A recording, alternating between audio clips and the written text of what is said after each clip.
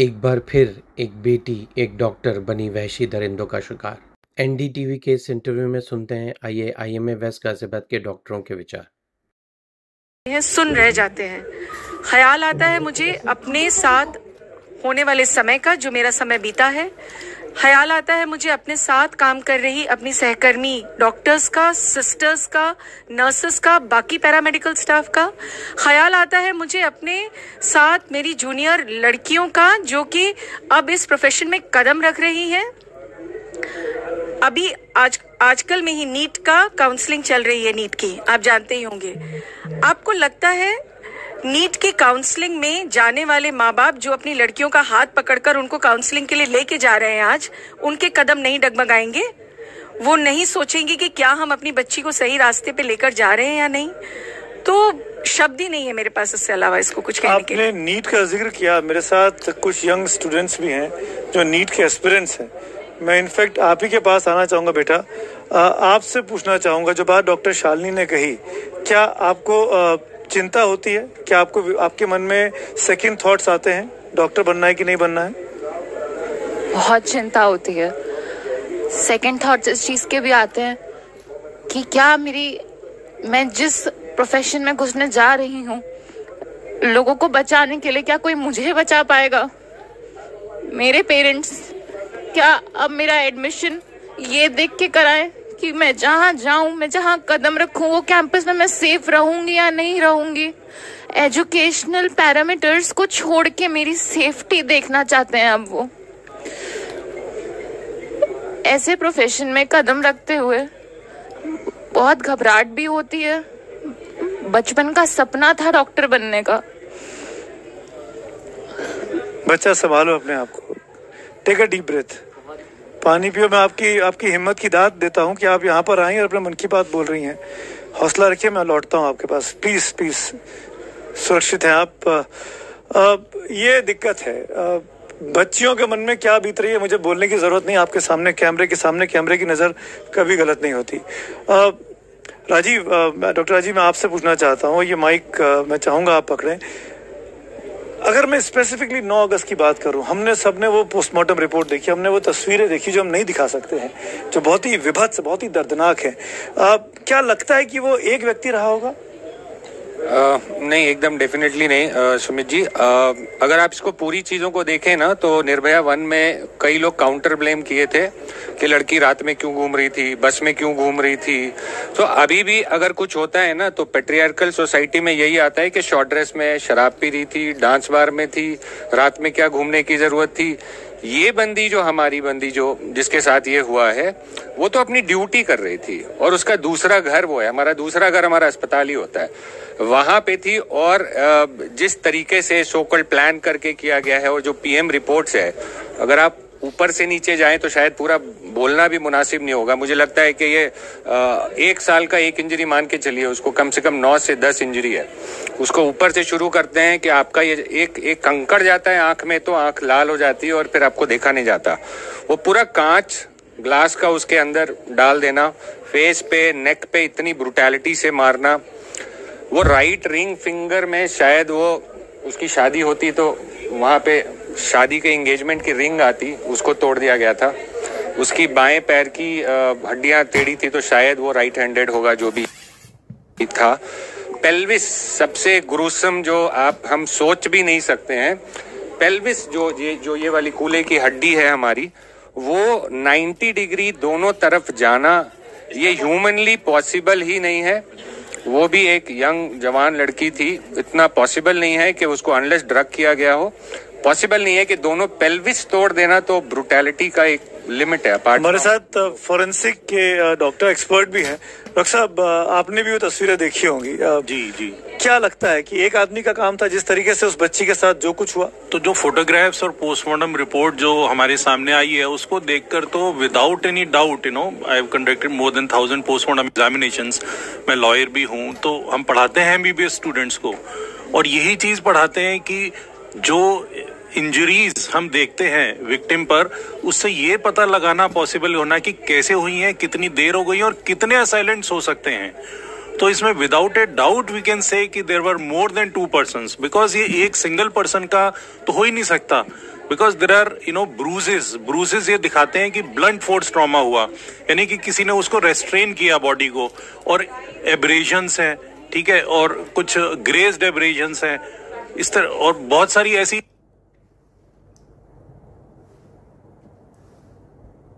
Injuries हैं eyes पर, face पर और नेक पार्ट्स, पूरी बॉडी पर। डिटेल्स में हम बात नहीं कर सकते हैं, बट उससे डेफिनेटली ये अपीयर होता है कि डेफिनेट 2 या मोर देन 2 पर्सन्स थे और काफी देर तक दुष्कर्म होता रहा। और भी कई सारी चीजें हैं जो पोस्टमार्टम रिपोर्ट में डिस्कस की हुई हैं, जो हम यहाँ पर डिस्कस नहीं कर सकते हैं। तो ऐसा वीवत्स तो बहुत ही रेयरली देखने को मिलता है। बिल्कुल, आप कुछ बोलना चाह रहे हैं डॉक्टर साहब? सीमेन का वॉल्यूम मैं बोलना ये चाहता हूँ सुमित जी। जी, हमने निर्भया 1 की बात की, हम इसको निर्भया 2 मान रहे हैं। इन 12 वर्षों में बहुत सारे ऐसे इंसिडेंसेस हुए जिन्होंने हमारे देश को झकझोरा, हमारे समाज को झकझोरा, और आज हमें याद नहीं है। इंटरवीन कर रहा हूँ जी। आप तो 12 सालों की बात कर रहे हैं, मैं पिछले 24 घंटों की बात कर रहा हूँ। 3 और घटनाएं घट गई हैं, एक दिल्ली में, एक उत्तराखंड में, एक कोयम्बटूर में, और वो भी मेडिकल स्टाफ के साथ। कहीं पैरामेडिकल स्टाफ है, कहीं डॉक्टर है। ऐसा लग रहा है कि लोग शहर में खुलेआम नरपिशाच घूम रहे हैं। और सिर्फ मेडिकल प्रोफेशन की बात नहीं, क्या हम शक्ति मिल केस भूल गए? जो 22 साल की लड़की जो शक्ति मिल में अपना असाइनमेंट करने गई थी, उसके साथ गैंगरेप हुआ, हम वो भूल गए? ऐसे बहुत सारे इंसिडेंसेस हुए। एक लड़की जिसकी सिर्फ मोपेड खराब हो गई, और मोपेड खराब होने की वजह से हैदराबाद में वो रुकी, और रुकने के बाद लोग आ गए और she was gangraped and then burnt alive. ये सारे वो इंसिडेंसेस हैं जिनको उस समय समाज में एकदम से हम लोगों को पीड़ा दी, सारा झकझोर दिया, पूरे देश को झकझोर दिया, और आज हम याद भी नहीं कर पा रहे हैं। हमें नहीं मालूम उनमें से कितने कन्विक्शन हुए। मेरे ख्याल में शायद वो कन्विक्शन भी नहीं हुए। बहुत सारे डॉक्टर्स के साथ, बहुत सारे नर्सिंग स्टाफ के साथ वर्षों वर्ष हुए हैं, और इन चीजों को हम अपने दिमाग में आज अर्जित नहीं, अंकित नहीं कर पा रहे। क्या इसका कारण ये तो नहीं होगा कि हमारे समाज ने इसे ये मान के चला है कि ये पार्ट ऑफ लाइफ हो गया है, हमें एक्सेप्ट कर लिया है? क्या इनग्रेन्ड हो गई है हमारी लाइफ के अंदर ये चीजें? ये नहीं होना चाहिए। ये तो बहुत यदि ये हो गया है कि ये चलता है, हाँ, ये होता है। आप मेडिकल में अपीयर होने वाली हैं, जहाँ तक मेरी इन्फॉर्मेशन। मैंने इस साल नीट यूजी का एग्ज़ाम दिया था, एंड मेरे पेरेंट्स और मैं, हम सब यही सोच रहे हैं कि हम लोग काउंसलिंग में डालेंगे एंड आगे डॉक्टर बनने की तैयारी करेंगे। बट मेरी मम्मी ने मुझे हमेशा यही बोला है कि why choose doctor as a profession, because the amount of respect you get in the society is so much. But अगर ऐसे रिस्पेक्ट मिल रही है तो how can somebody send their daughters to medical college knowing कि future में जाके हमको ऐसी रिस्पेक्ट मिलेगी कि हम लोग इस तरह से ट्रीट करे जाएंगे, एंड ना हमारे पास सेफ्टी के नाम पे कुछ भी नहीं होगा, कुछ भी नहीं होगा। ड्यूटी करो and then you don't even have the protection to sleep somewhere for half an hour. आपसे पूछना चाहूंगा, आप तो इंटर्नशिप कर रही हैं, आप जी डॉक्टर बन चुकी हैं। जी सर। ये घटना सुनने के बाद पहली चीज क्या मन में आया, दूसरी चीज क्या नाइट शिफ्ट करने में डर लगेगा? बिल्कुल बिल्कुल डर लगेगा सर। मैं MBBS इंटर्न हूँ और नाइट ड्यूटीज लगना बहुत ऐसी अनकॉमन बात नहीं है, हमेशा से लगती आई हैं, हमारी भी लगती हैं। वहाँ जाके जब भी मेरी नाइट ड्यूटी होती है, हॉस्पिटल में जाके मैं अपनी मदर को फ़ोन कर देती हूँ कि हाँ अब हॉस्पिटल पहुँच गई हूँ, और वो हाँ ठीक है चलो अब हॉस्पिटल पहुँच गई है, अब सेफ है, ये सुन के वो सो जाती हैं। लेकिन इस इंसिडेंट के बाद हम अपनी वर्क स्पेस में भी सेफ नहीं है। तो अब हमारे माँ बाप रात भर जागते रहे कि नाइट ड्यूटी में है, हॉस्पिटल में है, लेकिन वहाँ पे भी पता नहीं सेफ है या नहीं है। What are we suppose to do as female professionals? हम नाइट ड्यूटी करना छोड़ दें, हम वो वाली ब्रांचेस लेना छोड़ दें जिनमें नाइट ड्यूटीज होती हैं। Why does it have to be कि या तो एम्बिशन या प्रोटेक्शन? अभी कल ही हमारा जो फीमेल गर्ल्स ग्रुप है बैच का, उस पे एक लड़की ने डाला पेपर स्प्रे का लिंक और अलार्म का लिंक कि मैं ये मंगवा रही हूँ नाइट ड्यूटी में जाने के लिए, आप सब भी अपने लिए मंगवा लो, जब भी नाइट ड्यूटी में जाओ तो लेके जाओ। And I just feel how sad is this. ये कितनी सैड चीज है कि आप अपने काम पे ध्यान दें, आप पेशेंट्स के ट्रीटमेंट पे ध्यान दें, या आप हर पेशेंट के अटेंडेंट को इस नजरों से देखें कि ये कुछ गलत ना कर दे मेरे साथ, मुझे बच के रहना चाहिए, सबके साथ रहती हूँ, अकेले कहीं नहीं जाऊंगी, वॉशरूम जाऊं ना जाऊं, भूख लग रही है कुछ खाने जाऊं ना जाऊं। तो हाउ अनफेयर इज दिस? हम एज फीमेल डॉक्टर्स क्या करें? हम घर में बंद होके बैठ जाए, हम वो ब्रांचेस लेना बंद कर दें जिसमें नाइट ड्यूटीज लगती हैं, हम इमरजेंसी केसेस हैंडल करने से मना कर दें। और मेडिकल ऐसा प्रोफेशन है जिसमें बहुत हाई परसेंटेज में गर्ल्स भी होती हैं। बिल्कुल। इनफैक्ट ये जो आप कह रही हो ना, इसको सुन के तो रोंगटे खड़े हो रहे हैं कि अगर डॉक्टर जो बनने वाले हैं, जिनके हाथ में हम सबका भविष्य है, जो हमारा इलाज करेंगे, वो आज इतने डीमोरलाइज्ड हैं, आज इतने परेशान हैं, उनको लग रहा है कि इस प्रोफेशन को अपनाना है कि नहीं अपनाना है। और अगर हम अपने घर में जहाँ पे हम काम कर रहे हैं वहीं अगर हम सुरक्षित महसूस नहीं कर रहे हैं तो फिर क्या फायदा? कहाँ पे है सुरक्षा? कौन हमको सुरक्षा देगा? क्यों हम अपने बच्चे ऐसे तैयार अंदर आ गए? तो दे वेंट आउट एंड उसके बाद ये हालत हो गई थी कि मेरे से नेक्स्ट 3-4 डेज, उस समय तो छोड़िए, मेरे आज भी हाथ कांप जाते हैं इस चीज को सोच के। मैं एक मेडिको लीगल कंसल्टेंट लॉयर हूँ, डॉक्टर खत्री भी यहाँ एडवोकेट हैं। हम लोग डॉक्टर्स को डिफेंड करते हैं जिनके against alleged medical negligence complaints होती हैं। तो अक्सर मेरे साथ ऐसा होता है कि मुझे पता लगता है कि ठीक है, मेरा कोई कोलीग है, कोई सीनियर है, वो बहुत समय से हॉस्पिटल नहीं जा रहा है, अपने क्लिनिक नहीं जा रहा है। पूछता हूँ कि क्या हुआ, सब ठीक ठाक तो है? कहते हैं डर लगता है। मैंने कहा क्या हुआ? ओपीडी में जाने से डर लगता है, तुम्हें ट्रीटमेंट करने से डर लगता है?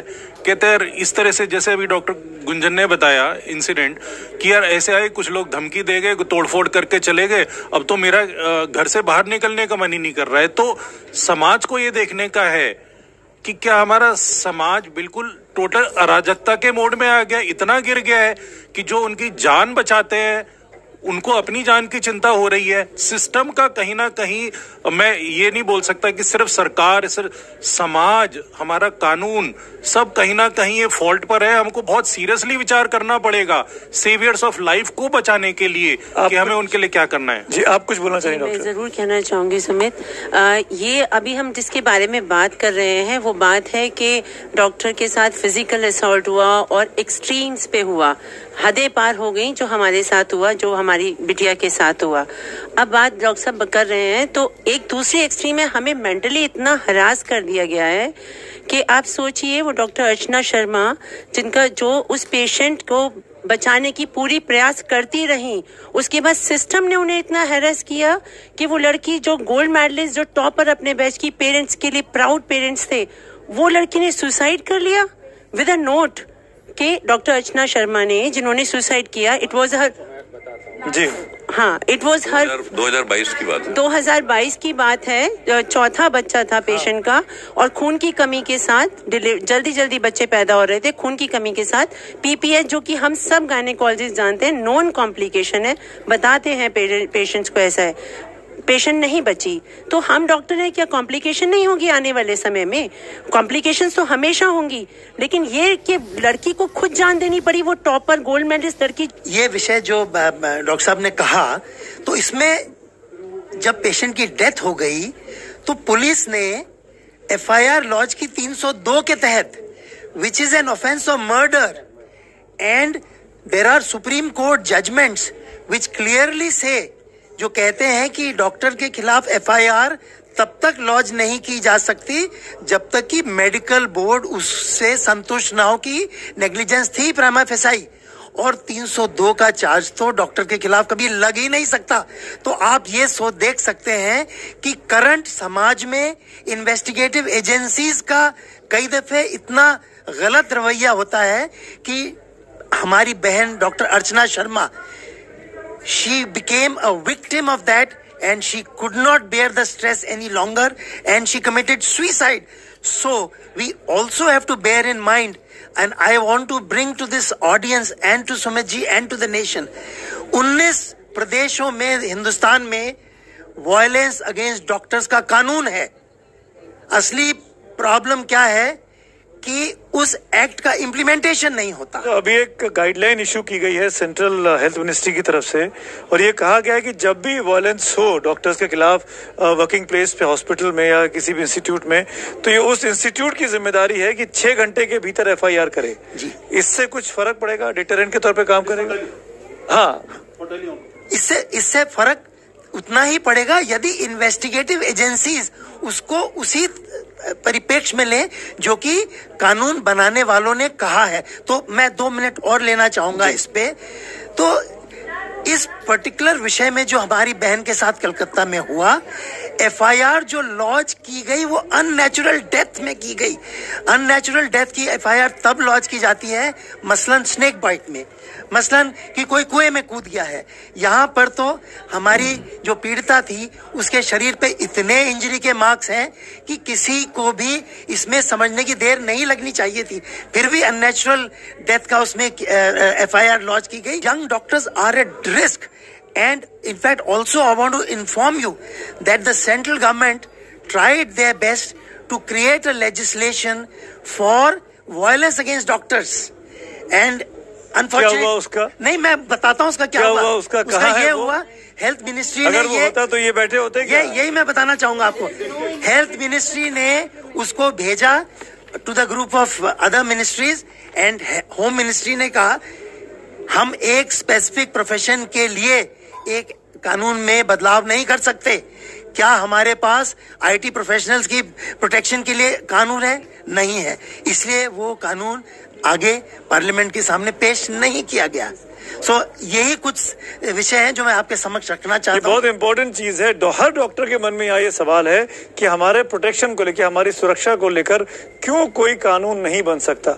जब हम अपनी जान पे बाजी लगाकर किसी को सुरक्षित रखने के लिए, बचाने के लिए सब कुछ त्याग कर सकते हैं, तो हमारे लिए देश ऐसा कानून क्यों नहीं बना सकता? इसी मुद्दे पर बात करता हूँ। आप कुछ कहना चाह रही हैं डॉक्टर? जो सर ने बात कही इस बारे में कि कानून बना और वो होम मिनिस्ट्री से या जहां पर भी वो पड़ा रह गया। सर, ये जब पैंडेमिक आया था कोविड, हम वही लोग हैं ना, हम सारे वही लोग हैं जिनके लिए फूल बरसाए गए थे, आसमान से फूल बरसे थे, जिनको थालियों की तालियां पीटी गई, थालियां और चम्मचें पीटी गई कि सबको वेलकम किया जाए। जहां से हम लोग गुजरते थे वहां से हम लोग, हमारे डॉक्टर्स इतने कोविड में मरे सर, कोई सिर्फ जनता मरी, हमारे यंग डॉक्टर्स, पैरामेडिकल स्टाफ, एक 2 बार हमारे खुद के फैमिली मेंबर्स सर, हम लोग किड्स में डायपर्स लगा के घूमते थे, हमारी ड्यूटी आवर्स फिक्स नहीं हुआ करती थी, हमने वो डिवोशन भी किया है। तो क्या आज हम इस बर्ताव के लिए अपनी गवर्नमेंट से ये उम्मीद नहीं कर सकते कि हमारे लिए कोई भी एक ऐसा लॉ इम्प्लीमेंट किया जाए? सिर्फ बातें ना हो, इनको इम्प्लीमेंट भी किया जाए, जिससे जिन लोगों ने ये साइन भेजे, राइट एंगल पे पेल्विक गर्डल तोड़ दिया, आंखों में कांच घुसा दिया, सर ब्ला ब्ला ब्ला, इतनी इंजरीज एक बच्ची को, सोच के देखिए उसने इस जन्म में कितना पेन सहा होगा उस टाइम पर, उसकी आत्मा तक कितनी हर्ट हुई होगी। तो क्या ये लॉ एनफोर्समेंट अथॉरिटीज और जो एजेंसीज हैं, क्या ये मैसेज थ्रू आउट सोसाइटी में ये पास ऑन नहीं कर सकती कि तुम ऐसा करोगे तो ऐसा भुगतोगे और फास्ट ट्रैक भुगतोगे? केरला में स्टडी हुई थी, उसमें देखा गया था कि डॉक्टर्स की लाइफ जो है वो 10 साल कम है आम जनता से। और ये क्यों है बॉस? ये इसी वजह से है because we are all stressed up. हम लोग इतने स्ट्रेस्ड अप है, ना हमारे पास सोने का टाइम है, ना हमारे पास खाने का टाइम है, पेशेंट को सिक होता है, उसके अटेंडेंस से बात करनी होती है, काउंसलिंग, तो इतना स्ट्रेस। और ये जो अभी जो चल रहा है बॉस, इससे क्या स्ट्रेस नहीं होगा बॉस? तो ये बहुत बड़ी स्टडी थी और ये पब्लिश हुई थी। प्लीज ये जानिए कि एक तो ये चीजें जो हैं बाहर के देशों में भी अगर होती हैं तो they are not partnerable. There is a zero tolerance policy against any kind of violence against doctors. और आप इस बात को इस तरीके से समझिए सुमित, आप मुझे प्रोटेक्ट नहीं कर रहे, आप एक डॉक्टर को प्रोटेक्ट नहीं कर रहे, आप खुद को प्रोटेक्ट कर रहे हैं। बिल्कुल।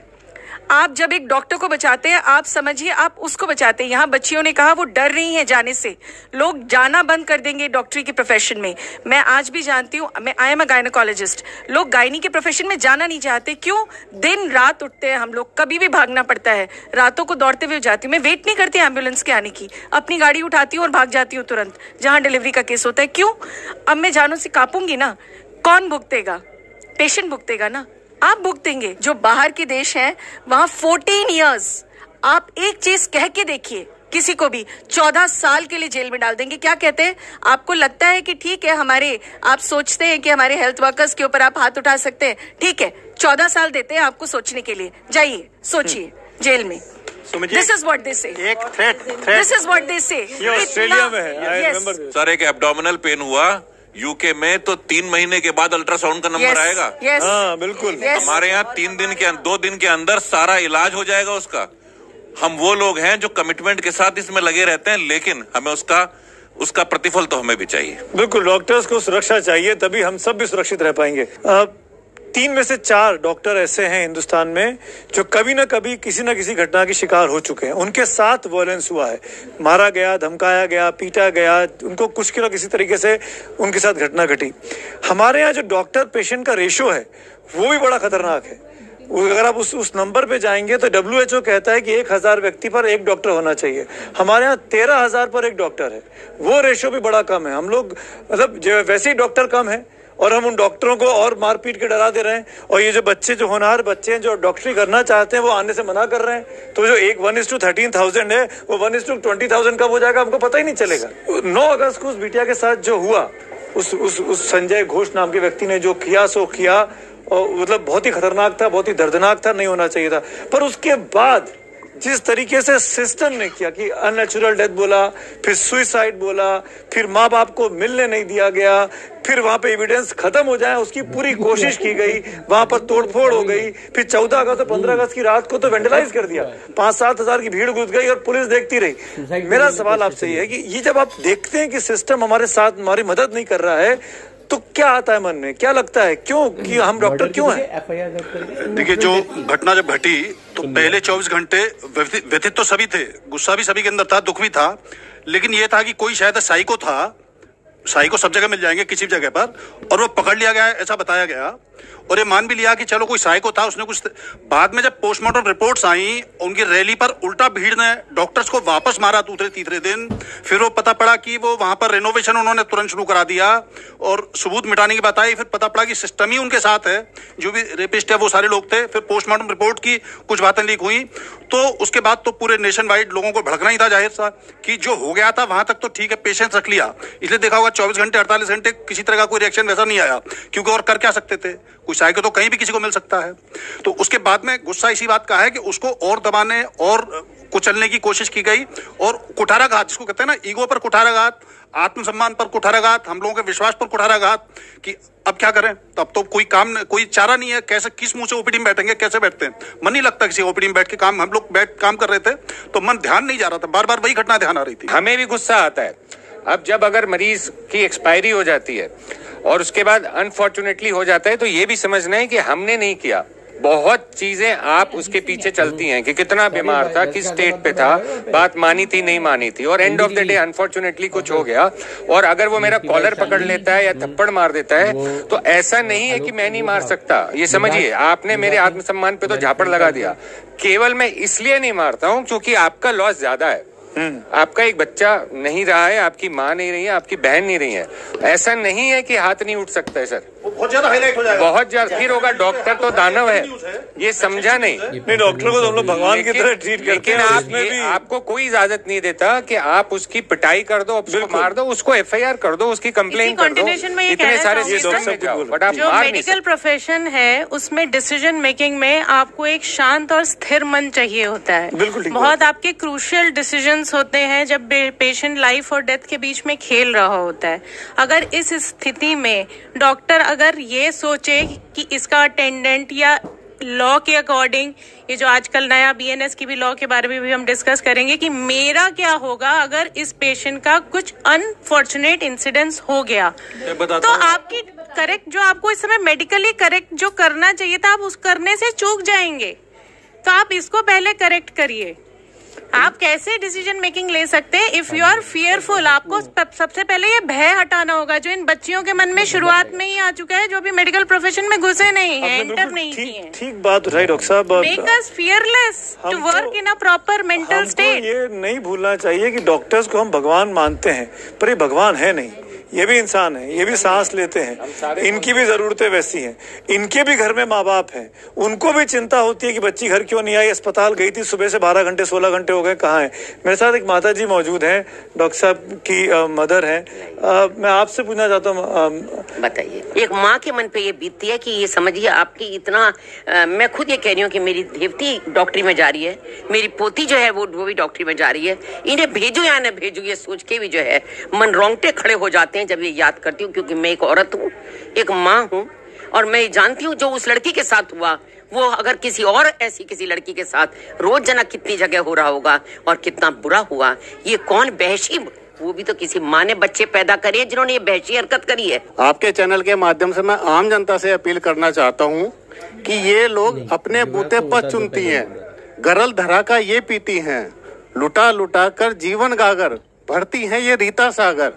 ये रीता सागर तब भर पाएगी जब ये सुरक्षित रहेंगी, और इनके सुरक्षित रहने के लिए हमें भी अपने घर में मेल्स को यानी कि लड़कों को, पिताओं को, उन सबको सेंसिटाइज करना होगा कि महिलाओं की हमें इज्जत करनी है।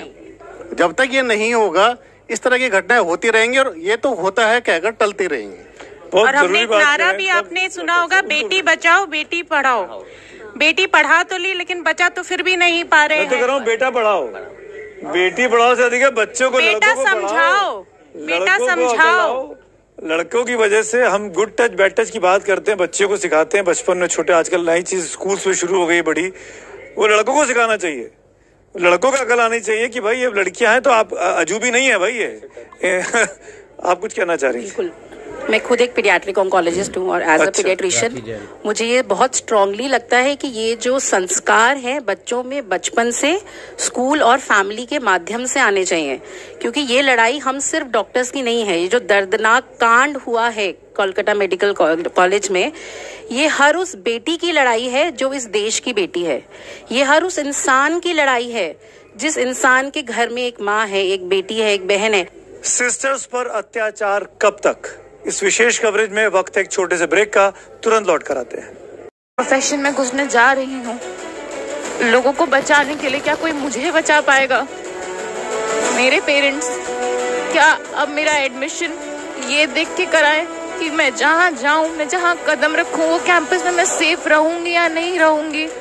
एजुकेशनल पैरामीटर्स को छोड़ के मेरी सेफ्टी देखना चाहते हैं अब वो। ऐसे प्रोफेशन में कदम रखते हुए बहुत घबराहट भी होती है। बचपन का सपना था डॉक्टर बनने का। हम अपनी वर्क स्पेस में भी सेफ नहीं है, तो अब हमारे माँ बाप रात भर जागते रहे कि नाइट ड्यूटी में है, हॉस्पिटल में है, लेकिन वहाँ पे भी पता नहीं सेफ है या नहीं है। हम सब बहनें राखी भेजेंगी पीओएम ऑफिस, और हम सिर्फ आपसे एक ही उसकी एक रिक्वेस्ट करते हैं कि हमारी डिमांड ये है कि हमारी रक्षा करें।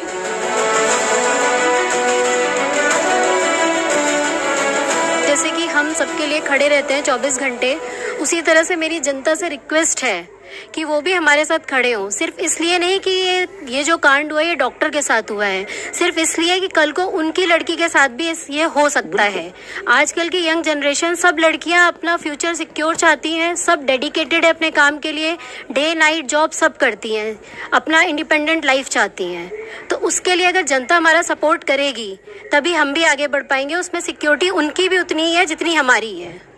बिल्कुल ठीक है, आप कह रहे हैं। कुछ कहना चाहता हूँ कि मुझे लगता है कि अभी डॉक्टर्स में अगर इस बार भी देखें, क्योंकि आना पॉलिटिकल विल से है, हम लोग हर बार बोलते रहते हैं पॉलिटिकल विल जीरो। अगर हमें तो मैं इसलिए डॉक्टर राजीव यूज किया है, हमें डॉक्टर राजीव मैं इसलिए सरकारों ने पॉलिटिकल यूज किया है। मैं इसलिए आपसे कह रहा हूँ, पश्चिम बंगाल में एक पर्टिकुलर पार्टी की सरकार है, मैंने बताया कोयम्बटूर में, केरल में अलग पार्टी की सरकार है, यूपी में हाथरस में क्या हुआ वहाँ अलग पार्टी की सरकार है, उत्तराखंड में क्या हुआ वहाँ अलग पार्टी की सरकार है।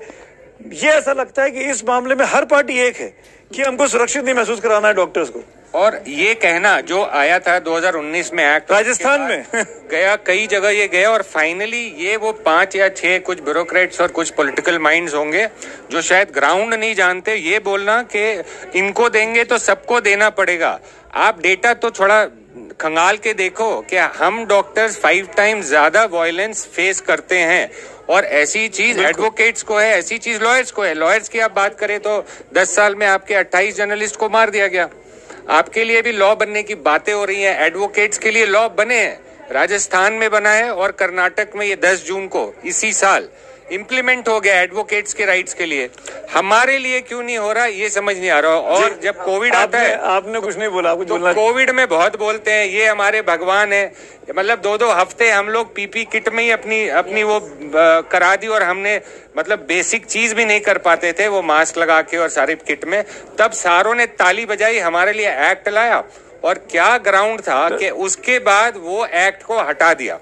तो इसको ना हम लोग, मैं तो बोलूंगा ये पेपर नैपकिन थे, इस्तेमाल हुए बहुत बढ़िया से, फेंक दिए गए, फिर रेप होएगा, असॉल्ट होएगा और इनके कानों में जू नहीं रहेंगी डॉक्टर साहब। लेकिन इस बार हम शायद नहीं मानेंगे, कुछ चीजें किस्से कहानियां होती हैं जो रिपीट होती हैं, बट ये वाला आंदोलन जो है ना रिवोल्यूशन है और ये हिस्ट्री बना के ही मानेंगे इस बार हम लोग। देखिए, जब तक हमारे सफेद कोट लाल होते रहेंगे तब तक इस आजादी का कोई मतलब नहीं है। हमारे लिए जरूरी ये है कि हम एक सख्त कानून लाएं, सख्त सेंट्रल कानून लाएं, वो सख्त भी हो, प्रभावी भी हो और प्रचारित भी हो, ताकि सबको पता चले कि ऐसा कोई कानून है और उस कानून को किसी आपदा, किसी विपदा का इंतजार न करना पड़े कि हमने इसको, महामारी आई तो इसको लागू कर दिया, महामारी गई तो इसको बहुत कन्वीनियंटली हटा दिया गया। हमें समाज को ये समझना होगा कि हम डॉक्टर्स को भगवान मान रहे हैं या शैतान मान रहे हैं, कम से कम उन्हें इंसान तो पहले बनने दें और उनकी जो इंसानी जरूरतें हैं उनको पूरा करें। ये जो सफेद कोट है ये लाल ना हो, ये जो सफेद कोट है इसको काले कोट की जरूरत ना पड़े। डॉक्टर खत्री कुछ बोलना चाह रहे हैं लास्ट कमेंट के तौर पर, समय समाप्त हो रहा है। छोटा सा सुझाव है, एक सप्ताह पहले बंबई का एक इंसिडेंट हुआ कि एक टिकटलेस ट्रैवलर था, तो टीटी ने उसको टोका तो उसने टीटी की गिरेबान पकड़ ली। Now TT is qualified as a public servant and within few days the offender was convicted. So what I am trying to say that doctors to be declared as public servants. If doctors are declared as public servant, तो कोई अगर उनका गिरेबान पकड़ने की भी हिम्मत करेगा, he can be booked and it will be a non-bailable offence and that is obstruction of a public servant. So very very simple public solution. servant मानना पड़ेगा डॉक्टर, सारे डॉक्टर्स को across the nation. ये एक आम राय निकल कर आ रही है इस बड़ी बहस से।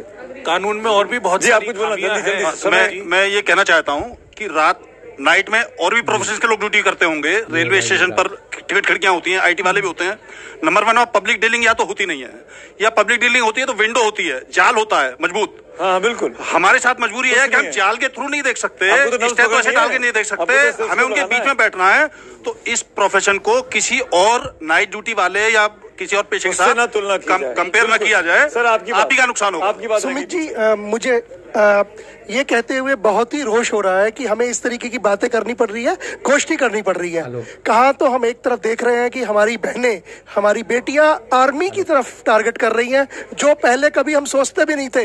मैं एक पुराने ख्यालों का डॉक्टर होते हुए भी मैं अपने घर की बेटियों को मना करता था कि आपको आर्मी के पेपर नहीं देने हैं, आर्मी नहीं जाना है, आपको लॉ नहीं करना है, क्योंकि हम देखते थे कि अलग तरीके का वहाँ वातावरण होता है। आज मैं देख रहा हूँ हमारी बेटियां आर्मी में जा रही हैं, पुलिस के एग्जाम्स दे रही हैं, लॉ में जा रही हैं। जब हम डॉक्टर अपनी बेटियों को सेव नहीं कर पा रहे तो क्या आप सोचिए कि हमारी बेटियां बाहर के दुश्मनों से लड़ पाएंगी। आलोक भाई, आपके कंटिन्यूएशन में मैं सुमित जी के चैनल से एक, आज सारी डॉक्टर महिलाएं नहीं, सारी महिलाएं, इस देश की पूरी बेटियां, कोई पॉलिटिकल पार्टी मैटर नहीं करती। हमारे प्रोफेशन में हमारे लिए सारे पेशेंट एक समान, रिक्शा वाला उठ के आए, ऑटो वाला उठ के आए, भिखारी उठ के आए, कंपनी का सीईओ आए, नेता आए, उसके रिश्तेदार आए, हिंदू आए, मुस्लिम आए, हम किसी में दुभात करना हमारी ट्रेनिंग में नहीं होता। हर पॉलिटिकल एजेंडे में एक विल, जो सुमित जी ने बोला, मैं आप सब लोगों को एक रिक्वेस्ट करना चाहूंगी कि हर आपकी एक स्पीच का शुरुआत होता है भाइयों और बहनों। तो आज इस समाज की बहनें आपसे आने वाले रक्षाबंधन पे इस राखी, हम सब बहनें राखी भेजेंगी पीओएम ऑफिस, और हम सिर्फ आपसे एक ही उसकी एक रिक्वेस्ट करते हैं कि हमारी डिमांड ये है कि हमारी रक्षा करें, हमारी प्लीज रक्षा करें। इस रक्षाबंधन पे अपनी समाज की, अपनी बेटियों को, अपनी बहनों को और अपनी इंडिया की, जिनको आप कहते हैं ना भाइयों और बहनों, उन बहनों को सुरक्षा प्रदान करें, सुरक्षा प्रदान करें। धन्यवाद। इसी नोट पर मुझे कुछ कहने की जरूरत नहीं है। सिस्टर्स पर अत्याचार कब तक, इसका निष्कर्ष यही निकलता है कि काश इन डॉक्टर्स के पास कोई ऐसा कानून होता जिसके जरिए कोई भी इनके गिरबान पे हाथ डालने के पहले 100 बार सोचता कि अगर वो कुछ करेगा तो उसके साथ कानून कितना काम कर सकता है। ये करने का काम सरकार का है, हुकूमत का है, तमाम राज्य सरकारों का, केंद्र सरकार का है। दरख्वास्त है इस मंच के जरिए, इन डॉक्टर्स के जरिए कि इनकी सुनी जाए और उस पर तुरंत अमल किया जाए। थैंक यू सो मच आप सबका यहाँ जुड़ने के लिए, आने के लिए शुक्रिया। Thanks for watching NDTV India.